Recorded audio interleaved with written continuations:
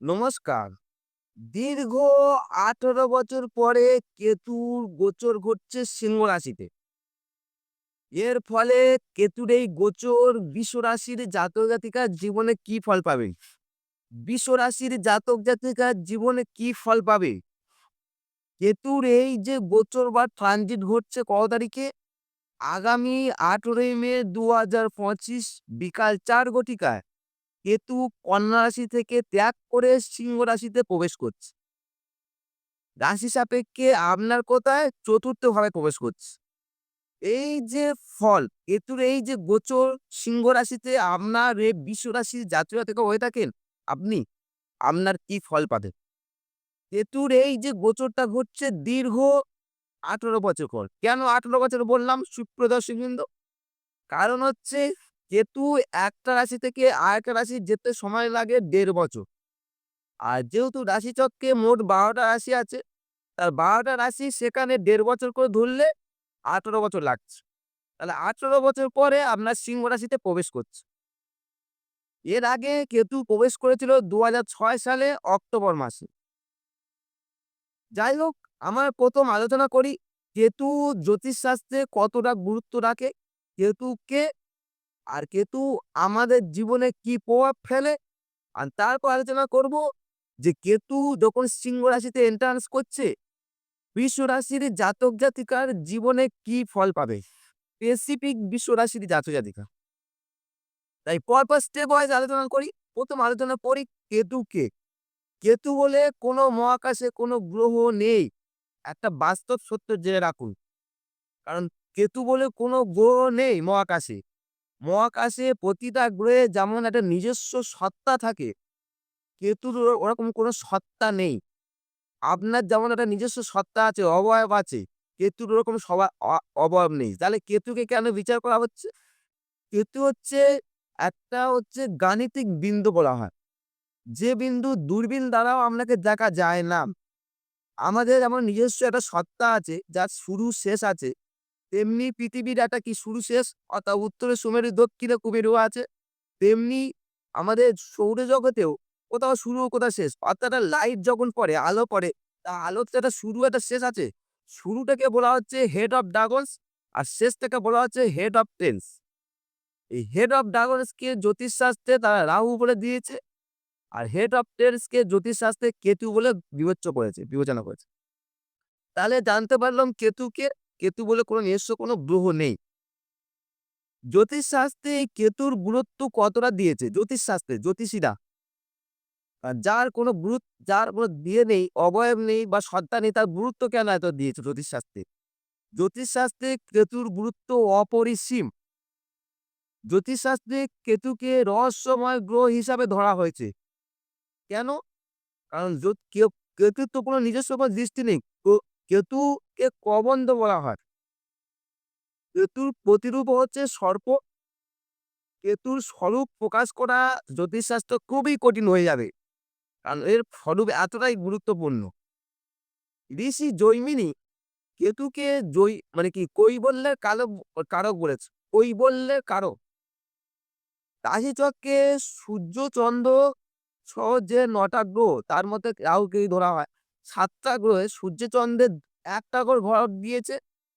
বাকি যে ৫ টা গ্রহ আছে মঙ্গল, বুধ, বৃহস্পতি, শুক্র, শনি। এই যে ৫ টা গ্রহ ওদের দুটো কি দু ওদের দুটো করে ঘর দিয়েছে। আস মঙ্গলের ২ টো, বুধের ২ টো, বৃহস্পতির ২ টো, শুক্রের ২ টো, শনির ২ টো দিয়েছে। আর কেতু কোনো গ্রহ মানে কোনো ঘর দেয়নি। কেতুর যে গ্রহটা আছে তার কোনো ঘর দেয়নি। কেতু যে ঘরে অবস্থান করে সেই ঘরের ফলদান করে। কেতু উচ্চস্তয় মানে কি জ্যোতিষ যখন শুরু হলো তারপরে আলোচনা হলো যে কেতুকে তারা কিছু জায়গায় উচ্চস্থান, নিচস্থান করে দিয়েছে পরবর্তীকালে, শুরুতে না। কেতুকেও কিছু জ্যোতিষ বলছে তার উচ্চস্থান হচ্ছে ধনু রাশি, মূল ত্রিকোণ হচ্ছে সিংহ রাশি, আর নিচু স্থান হচ্ছে তোমার মিথুন রাশি। এবার কেতু হচ্ছে যে সমস্ত গ্রহকে তারা গুরুত্ব দেয় মানে কি তাকে খুব মিত্রভাবে মানে শত্রু নয় মিত্রভাবে নিজেকে খুব মনে করে এই গ্রহের সঙ্গে তার সম্পর্ক খুব ভালো। ৩ টি গ্রহ সূর্য, চন্দ্র আর মঙ্গল। এই ৩ টো গ্রহে কেতু খুব মিত্র বলে মনে করেন। আর কেতু হচ্ছে না মিত্র না শত্রু, অর্থাৎ সমচোখে দেখে দুটো গ্রহকে। কি? বুধ আর বৃহস্পতিকে। আর কেতু দু দুটো গ্রহকে শত্রু হিসাবে দেখে। কোন দুটো গ্রহ? গ্রহ শুক্র আর শনি। অর্থাৎ কেতু কোথাও উচ্চস্থ হয়, নিচস্থ হয়, কেতু কি ফলদান করে, কেতু কি অবস্থা হয়, কোথায় ডিটেইলস আলোচনা করলাম। কেতু আমাদের জীবনে কি প্রভাব রাখে? প্রশ্ন তো থাকবে। কেতু আমাদের জীবনে প্রভাব রাখে মনের দিক থেকে। আমরা যদি মনের প্রভাব রাখে জড়তা, আলস্য, অবসাদ, অনুভূতির একটা একান্ত অভাব, অহংকার, আত্মজ্ঞান, যুক্তিহীনতা, অবচেতনার লুপ্ত স্মৃতি, নির্বুদ্ধিতা। কেতু আমাদের ভাবজগতে কি প্রভাব ফেলে? ভাবজগতে প্রভাব ফেলে প্রকাশের অভাব, বাধাবিঘ্ন, পঙ্গুত্ব, শক্তিহীনতা এবং আরো অনেক কিছু, পরিপূর্ণ জড়তা, মুক্তির কৈবল্য, সমাধি, এইগুলো আমাদের ভাবজগতে প্রভাব ফেলে। কেতু আমাদের বাহ্য জগতে কি প্রভাব ফেলে? যে সমস্ত মানুষ দেখবে উদ্ভিদের মতো জীবনযাপন করে, তাদের জানবে কেতু অনেকটা স্ট্রং আছে। কিংবা যে সমস্ত মানুষ খুব স্বার্থপর ব্যক্তি, অবশ্যই বুঝে নেবেন এর কেতু হেভি স্ট্রং আছে। যা কিছু বাধা দেয় বা যার প্রকাশ নেই, গুপ্ত ও গোপনীয় ব্যাপার, হৃদয়হীন ব্যক্তি, যার কোনো হৃদয় নেই, হৃদয়হীন ব্যক্তি, গুন্ডা, চোর, রাহাজা প্রভৃতি কেতুর নির্দেশ করে। কারণ কেতু শুভ অশুভ দুটো প্রভাব রয়েছে। যদি কেতু শুভ হয়, আপনাকে একটা মুক্তির পথ দেখাবে। যদি কেতু অশুভ হয়, তাহলে সেই জাতক কি হয় বলুন তো? বিষধর সর্প শিশুর মতো হয়ে থাকে। এবার আপনার জন্মকুষ্ঠিতে বিচার্য কেতু শুভ না অশুভ। যাই হোক, আপনার যদি মনে করেন জন্মকুষ্ঠি বিচার করতে চান, আমার সঙ্গে যোগাযোগ করতে পারেন উপরে ডেসক্রিপশন নাম্বারে। উপরে যে নাম্বারটা আছে কিংবা নিচে যে ডেসক্রিপশন নাম্বারে যোগাযোগ করতে পারেন।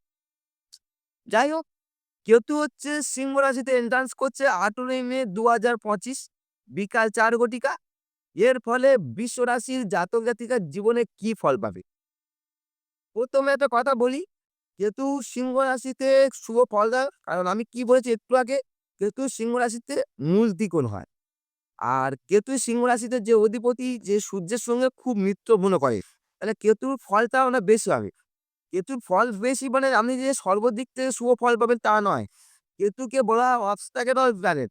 অবস্ট্যাকেল, সবকিছু বাধা দেওয়া প্ল্যানেট বলা হয়। কেতুকে বিচার করা হয়। কেতু সিংহ রাশিতে কি ফল দেবে? কেতু সিংহ রাশিতে ফল দেয় সাধারণত নির্জনতা প্রিয়, হৃদয়ের ব্যাপারে উদাসীন, দৃঢ় প্রতিজ্ঞ, সহস্র যুক্তির বিরুদ্ধে নিজের মত স্থাপন করা, ঐকান্তিক চিন্তা ও চেষ্টার দ্বারা সাফল্য লাভ, আধ্যাত্মিক সাধনার দিকে ঝোঁক এবং সাধনা সাধনার ক্ষতি লাভ বা সাধনার খ্যাতি লাভ, আধ্যাত্মিক লক্ষ্য, ধর্মের জন্য ভ্রমণ। তবে কেতু সিংহ রাশিতে আত্মীয়-স্বজনের একটা বিমুখ করে তোলে। এবার যেহেতু কেতু সিংহ রাশিতে প্রবেশ করছে আগামী ১৮ই মে ২০২৫ বিকাল ৪ টের সময়। আর সিংহ রাশি বৃষরাশির সাপেক্ষে যেহেতু আমার বিচারটা হচ্ছে বৃষরাশি কেমন যাবে? বৃষরাশি সাপেক্ষে সিংহ রাশি কে? ৪ নম্বর রাশি, অর্থাৎ ৪র্থ রাশি। ৪র্থ রাশিতে যখন কেতু এন্ট্রান্স করছে, ৪র্থ ভাব থেকে কি বিচার করা হয়? সুখভাব বিচার হয়। ফলে কেতু হচ্ছে ১ম বলেছি অবস্ট্যাকেল অফ প্ল্যানেট। তাহলে সুখভাবে যখন কেতু এন্ট্রান্স করছে, তাহলে সুখের একটা অবস্ট্যাকেল তৈরি করবে, বাধা দেবে। তাই বৃষরাশির জাতক জাতিকারা ১৮ মে পর থেকে আপনার সুখের হানি ঘটতে পারে। আপনার সুখের হানি ঘটতে পারে ১৮ই মে পর থেকে। সেটা নিজেই বুঝতে পারবে। এই সুখের হানিটা কোথায় আসবে? হয় বাসগৃহ বা বাসভূমি। আপনি যেখানে বসবাস করছেন, সেই জায়গা থেকে আপনার সুখের হানি ঘটতে পারে। বা ওখানে আপনি দুঃখ, কষ্ট বা মানসিক অশান্তি ভুগতে পারেন সুখের স্থান থেকে। তাই কেতু ১৮ই মে পর থেকে সুখের যেমন হানি ঘটবে, এছাড়া আপনার চরিত্র ভাব থেকে মন ও হৃদয় বিচার করা হয়। চৈত্র ভাব থেকে। তাহলে চতুর্থে কেতু অবস্ট্যাকল প্ল্যানেট, তাহলে মন বা হৃদয়কে আপনাকে বিচলিত করতে পারে, বিচলিত করে তুলতে পারে বা নানা রকম দুঃখ কষ্ট দিতে পারে। আপনার মনের একটা মানসিক জ্বালা যন্ত্রণা ভোগ করতে পারে। মনের থেকে মনের দিক থেকে সবসময় মানসিক জ্বালা যন্ত্রণা ভোগ করবে। আর কেতু যেহেতু চতুর্থে এন্ট্রান্স করছে ১৮ই মে, দীর্ঘদিন পঞ্চমে ছিল ১.৫ বছর এবং ১৮ই মে যখন এন্ট্রান্স করছে চতুর্থে, ফলে মাতা চৈত্র ভাব থেকে কি বিচার হয়? আমাদের মাতা বিচার হয়ে থাকে। এবং বন্ধুবর্গ বিচার করে থাকা হয়। ফলে মাতার দিক থেকে বৃষরাশির জাতক-জাতিকারা একটা দুঃখ, কষ্ট বা মানসিক অশান্তি ভুগতে পারেন মাতার কাছ থেকে। মায়ের কোনো ব্যবহার হয়তো আপনাকে অসন্তুষ্ট হতে পারেন আপনি। কখন ১৮ই মে পর থেকে। যারা এডুকেশনে আছেন বৃষরাশির জাতক-জাতিকারা বিশেষ করে গ্র্যাজুয়েশন লেভেল, তারা ৪র্থে কেতু আপনার এডুকেশনে কিছুটা ক্ষতি বা ব্যাঘাত বা পড়াশোনা অমনোযোগী করে তুলতে পারে। ৪র্থে কেতু। স্পেসিফিক গ্র্যাজুয়েশন লেভেলের ছাত্রছাত্রীরা, not higher education, not lower education এ। হায়ার এডুকেশন না, লোয়ার এডুকেশন না। ৪র্থে কেতু যানবাহনের সুখ থেকে আপনাকে বঞ্চিত করতে পারে। যানবাহন সুখ থেকে। কিংবা ১৮ই মে পর থেকে আপনি যখন কোথাও ভ্রমণ করবেন যানবাহনে, প্রতিটা মানুষ তো একটা স্থান থেকে ভ্রমণ করে। বিশেষ করে বাসে বাড়িতে অনেকের দেখবেন বমি ভাব বা বমন ভাব থাকে। ১৮ই মে পর থেকে যাদের বৃষরাশি জাতক-জাতিকা কেতু ৪র্থে এন্ট্রান্স করলে আপনার মধ্যে একটা বমন ভাব তৈরি হবে যখন যানবাহনে কোথাও ঘুরতে যাবে। কিংবা গা গুলানো ভাব তৈরি হবে, বৃদ্ধি পাবে। ৪র্থে কেতু আপনার মধ্যে একটা একলা চলার মন মানসিকতা বৃদ্ধি পাবে। এই ছিল কেতু আপনার ১৮ই মে ৪র্থে এন্ট্রান্স করছে। ডিটেইলস আলোচনা করলাম বৃষরাশির জাতক-জাতিকাদের। তথ্যটা যদি ভালো লাগে লাইক, কমেন্ট করতে পারেন। চ্যানেলে ১ম বার সাবস্ক্রাইব করতে পারেন। আর যদি আপনারা জন্মকুষ্টি বিচার করতে চান, আমার সঙ্গে যোগাযোগ করতে পারেন উপরের নাম্বারে। নমস্কার।